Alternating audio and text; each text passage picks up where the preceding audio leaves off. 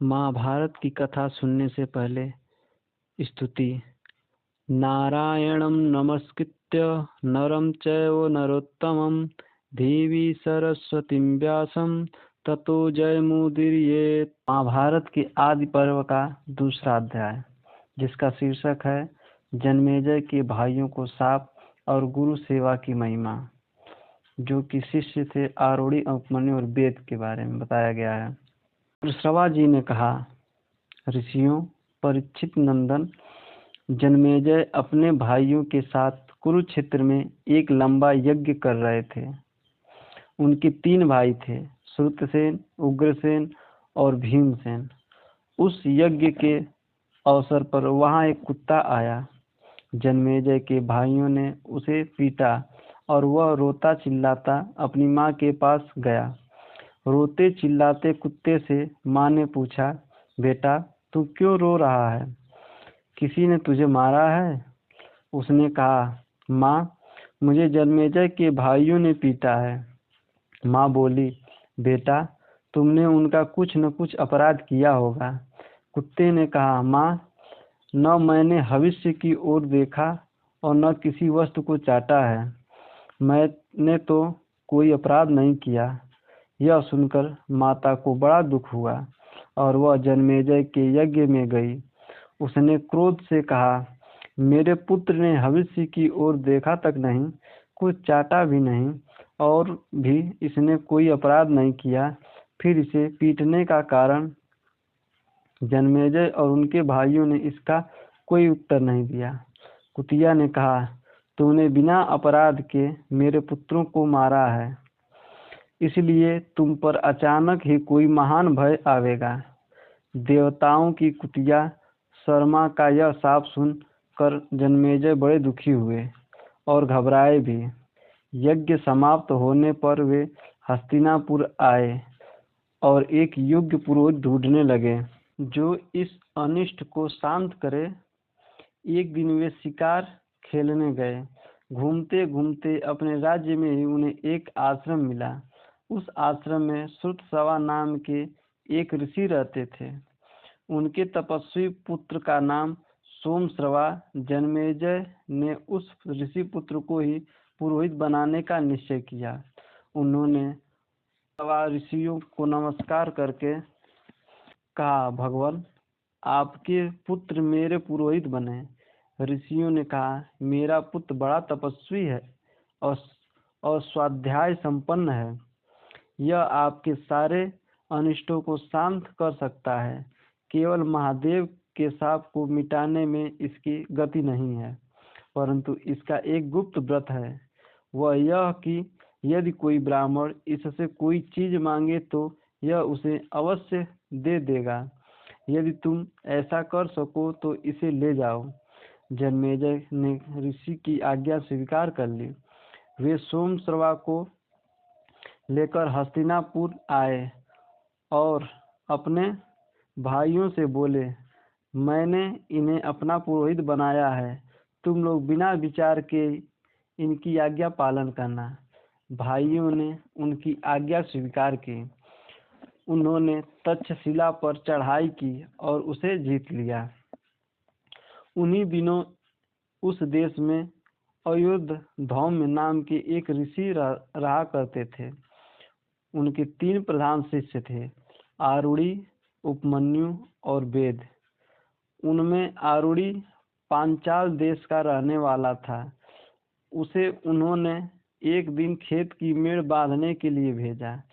गुरु की आज्ञा से आरूढ़ी खेत पर गया और प्रयत्न करते करते हार गया, तो भी उसने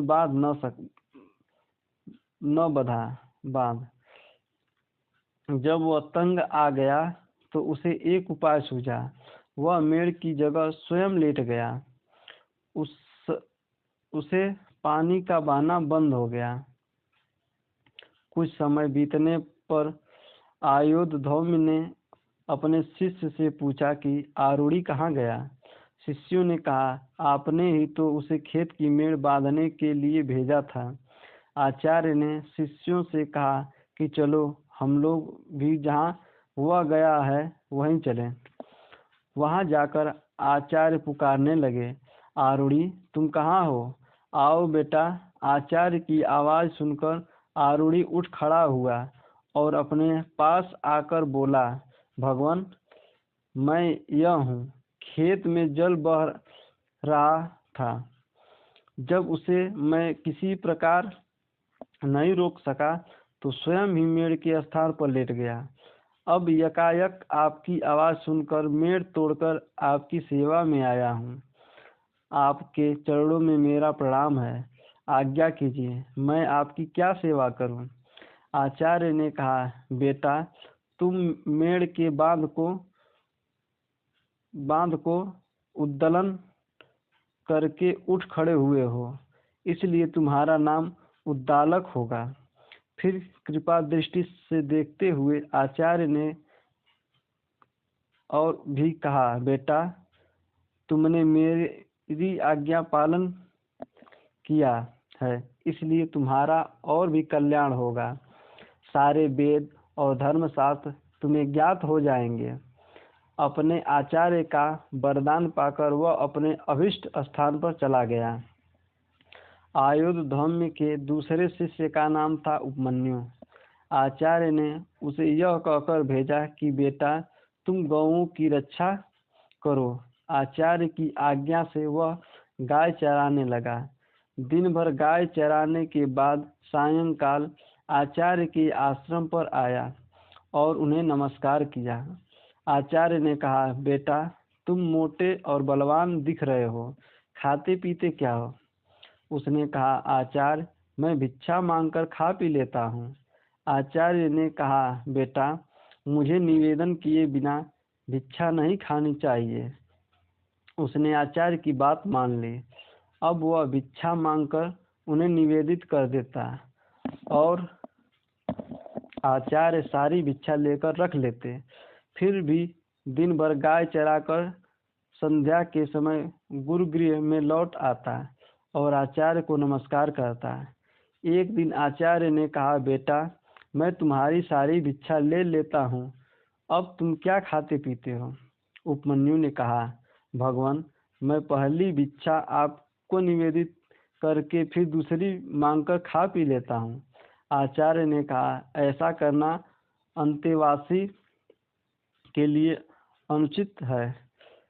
तुम दूसरे भिक्षार्थियों की जीविका में अड़चन डालते हो और इससे तुम्हारा लोभ भी सिद्ध होता है। उपमन्यु ने आचार्य की आज्ञा स्वीकार कर ली और वह फिर गाय चराने चला गया। संध्या समय वह पुनः गुरु जी के पास आया और उनके चरणों में नमस्कार किया। आचार्य ने कहा, बेटा उपमन्यु मैं तुम्हारी सारी भिक्षा ले लेता हूँ, दूसरी बार तुम मांगते नहीं, फिर भी तुम खूब हट्टे कट्टे हो, क्या खाते पीते हो? उपमन्यु ने कहा, भगवान मैं इन गौओं के दूध से अपना जीवन निर्वाह कर लेता हूँ। आचार्य ने कहा, बेटा मेरी आज्ञा के बिना गौओं का दूध पी लेना उचित नहीं है। उसने उनकी वह आज्ञा भी स्वीकार कर ली और फिर गौ चराकर शाम को उनकी सेवा में उपस्थित होकर नमस्कार किया। आचार्य ने पूछा, बेटा तुम मेरी आज्ञा से भिक्षा की तो बात ही कौन, दूध पीना भी छोड़ दिया, फिर क्या खाते पीते हो? उपमन्यु ने कहा, भगवान ये बछड़े अपनी माँ के थन से दूध पीते समय जो फेन उगल देते हैं वही मैं पी लेता हूँ। आचार्य ने कहा, राम राम राम, ये दयालु बछड़े तुम पर कृपा करके बहुत सा फेन उगल देते होंगे, इस प्रकार तो तुम इनकी जीविका में अड़चन डालते हो, तुम्हें वह भी नहीं पीना चाहिए। उसने आचार्य की आज्ञा शिरोधार्य की। अब खाने पीने के सभी दरवाजे बंद हो जाने के कारण भूख से व्याकुल होकर उसने एक दिन आग के पत्ते खा लिए।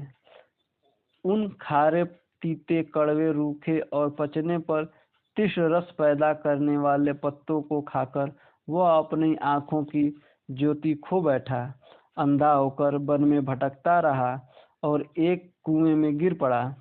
सूर्यास्त हो गया, परंतु उपमन्यु आचार्य के आश्रम पर नहीं आया।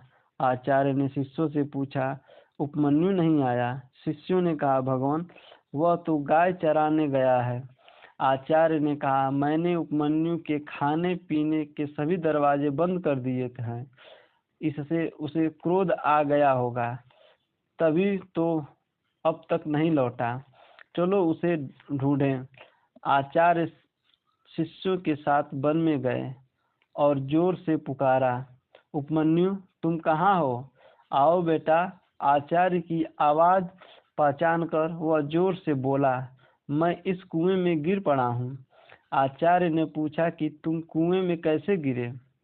उसने कहा, आग के पत्ते खाकर मैं अंधा हो गया और इस कुएं में गिर पड़ा। आचार्य ने कहा, तुम देवताओं के चिकित्सक अश्वनी कुमार की स्तुति करो, वे तुम्हारी आंखें ठीक कर देंगे। तब उपमन्यु ने वेद की ऋचाओं से अश्वनी कुमार की स्तुति की। उपमन्यु की स्तुति से प्रसन्न होकर अश्वनी कुमार उनके पास आए और बोले, तुम यह पुआ खा लो। उपमन्यु ने कहा, देववर, आपका कहना ठीक है, परंतु आचार्य को निवेदित किए बिना मैं आपकी आज्ञा पालन नहीं कर सकता। अश्वनी कुमारों ने कहा, पहले तुम्हारे आचार्य ने भी यही स्तुति की थी और हमने उन्हें पुआ दिया था। उन्होंने तो अपने गुरु को निवेदन किए बिना ही खा लिया था। सो जैसा उपाध्याय ने किया वैसा ही तुम भी करो। उपमन्यु ने कहा, मैं आप लोगों से हाथ जोड़कर विनती करता हूँ, आचार्य को निवेदन किए बिना मैं पुआ नहीं खा सकता। अश्वनी कुमार ने कहा, हम तुम पर प्रसन्न हैं। तुम्हारी इस गुरु भक्ति से तुम्हारे दांत सोने के हो जाएंगे, तुम्हारी आंख ठीक हो जाएगी और तुम्हारा सब प्रकार कल्याण होगा। अश्वनी कुमारों की आज्ञा से के अनुसार उपमन्यु आचार्य के पास आ गया और सब घटना सुनाई। आचार्य ने प्रसन्न होकर कहा, अश्वनी कुमार के कथानुसार तुम्हारा कल्याण होगा और सारे वेद और सारे धर्मशास्त्र तुम्हारी बुद्धि में अपने आप ही प्रकट हो जाएंगे। आयुध धौम्य का तीसरा शिष्य था वेद।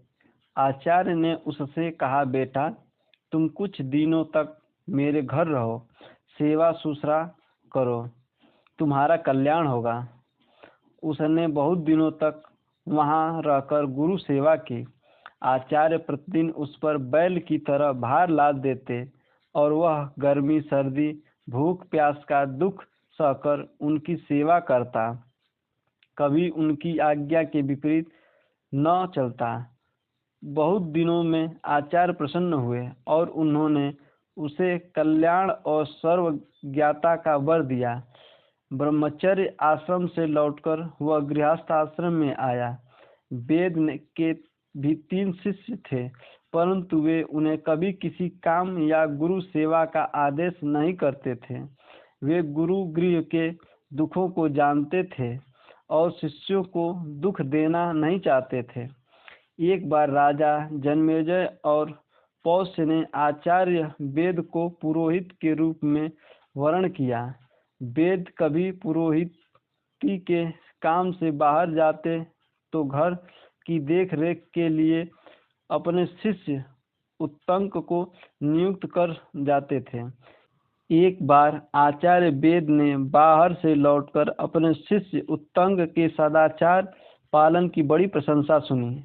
उन्होंने कहा, बेटा, तुमने धर्म पर दृढ़ रहकर मेरी बड़ी सेवा की है। मैं तुम पर प्रसन्न हूँ, तुम्हारी सारी कामनाएं पूर्ण होंगी। अब जाओ। उत्तंक ने प्रार्थना की, आचार्य, मैं आपको कौन सी प्रिय वस्तु भेंट में दूं? आचार्य ने पहले तो अस्वीकार किया, पीछे कहा कि आपकी गुरु माता से पूछ लो। जब उत्तंक ने अपनी गुरुमाता से पूछा तो उन्होंने कहा, तुम राजा पौष्य के पास जाओ और राजा की रानी के कान में जो कुंडल है उसे मांग लाओ। मैं आज के चौथे दिन उन्हें पहनकर ब्राह्मणों को भोजन परोसना चाहती हूँ। ऐसा करने से तुम्हारा कल्याण होगा, अन्यथा नहीं। उत्तंक ने वहां से चलकर देखा कि एक बहुत लंबा चौड़ा पुरुष बड़े भारी बैल पर चढ़ा हुआ है। उसने उत्तंक को संबोधन करके कहा कि तुम इस बैल का गोबर खा लो। उत्तंक ने ना कर दिया। फिर वह पुरुष फिर बोला, उत्तंक, तुम्हारे आचार्य ने पहले इसे खाया है, सोच विचार मत करो, खा जाओ। उत्तंक ने बैल का गोबर और मूत्र खा लिया और शीघ्रता के कारण बिना रुके कुल्ला करते हुए वहां से चल पड़ा। उत्तंक ने राजा पौष्य के पास जाकर उन्हें आशीर्वाद दिया और कहा कि मैं आपके पास कुछ मांगने के लिए आया हूँ। पौष्य ने उत्तंक का अभिप्राय जानकर उनसे अंतःपुर में रानी के पास भेज दिया, परंतु उत्तंक को रानीवास में कहीं भी रानी दिखाई नहीं दी। वहां से लौटकर उसने पौष्य को उलाहना दिया कि अंतःपुर में रानी नहीं है।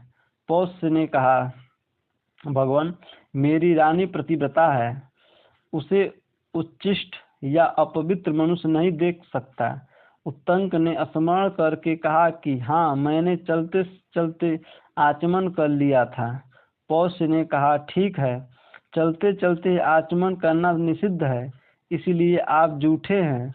अतः अब उत्तंक ने पूर्वाभिमुख बैठकर हाथ पैर मुंह धोकर शब्द फेन और उष्णता से रहित हृदय तक पहुँचने योग्य जल से 3 बार आचमन किया और 2 बार मुंह धोया। इस बार अंतःपुर में जाने पर रानी दिख पड़ी और उनसे उत्तंक को सत्पात्र समझकर अपने कुंडल दे दिए। साथ ही यह कर सावधान भी कर दिया कि नागराज तक्षक भी ये कुंडल चाहता है, कहीं तुम्हारी असावधानी से लाभ उठाकर वह ले न जाए। मार्ग में चलते समय उत्तंक ने देखा कि उसके पीछे पीछे एक नग्न छपक चल रहा है, कभी प्रकट होता है और कभी छिप जाता है।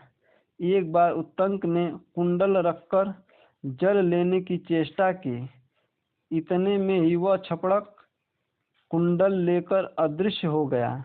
नागराज तक्षक ही उस वेश में आया था। उत्तंक ने इंद्र के वज्र की सहायता से नागलोक तक उसका पीछा किया। अंत में भयभीत होकर तक्षक ने उसे कुंडल दे दिया। उत्तंक ठीक समय पर अपनी गुरु माता के पास पहुंचा और उन्हें कुंडल देकर आशीर्वाद प्राप्त किया। अब आचार्य से आज्ञा प्राप्त करके उत्तंक हस्तिनापुर आया। वह तक्षक पर अत्यंत क्रोधित था और उससे बदला लेना चाहता था। उस समय तक हस्तिनापुर के सम्राट जन्मेजय तक्षशिला पर विजय प्राप्त करके लौट चुके थे। उत्तंक ने कहा, राजन, तक्षक ने आपके पिता को डसा है, आप उससे बदला लेने के लिए यज्ञ कीजिए। कश्यप आपके पिता की रक्षा करने के लिए आ रहे थे, परंतु उन्हें उसने लौटा दिया।